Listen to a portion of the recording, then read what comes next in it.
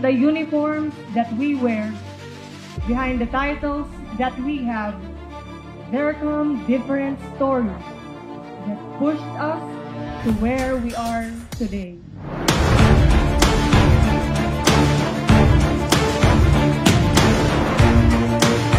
Cadetship was never easy.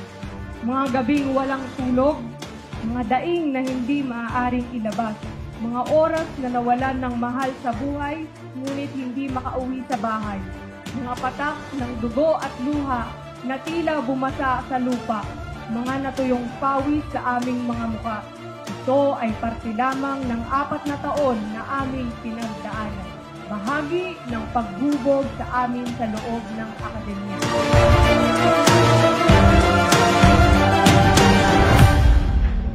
Mga puno!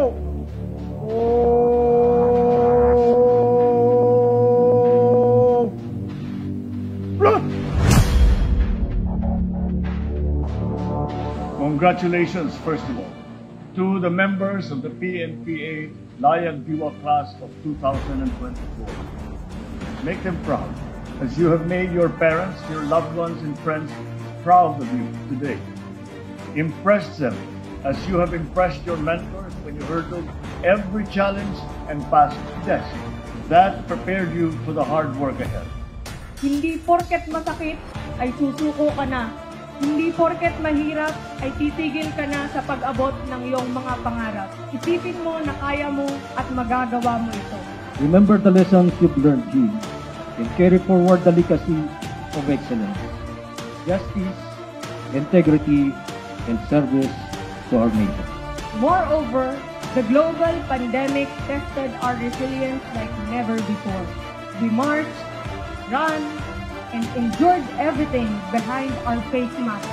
Layag Diwa stands for Lingkod Bayang May Adikaing Buksan ang bagong yugto at gabayan ang bagong henerasyon na may dangal, integridad at walang alinlangan.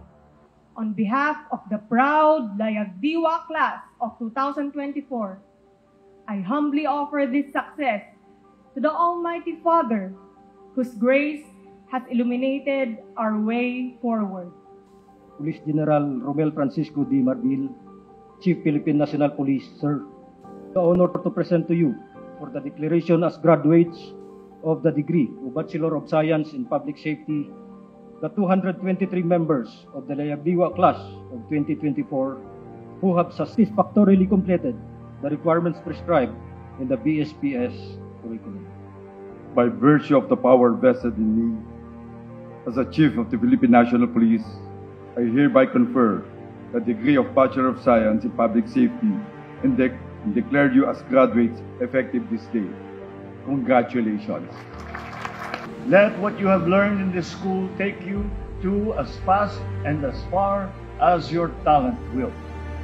Let me remind you that your career should not be measured by the speed you have moved up the ranks alone, but by the quality of the service that you have given to our people.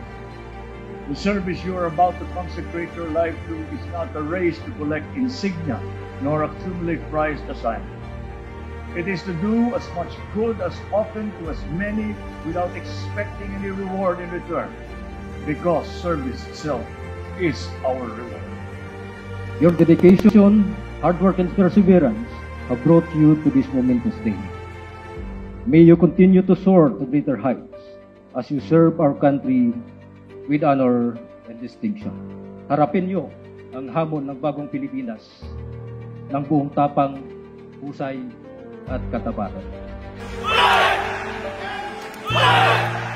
By virtue of the power vested in me as the Secretary of the Interior and Local Government, I hereby announce the appointment of the PNPA Layag Diwa class of 2024, 199 members to the Philippine National Police,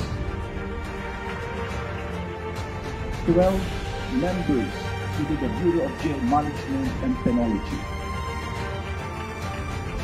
and 12 members to the Bureau of Fire Protection. As lieutenants, inspectors in permanent status effective this day.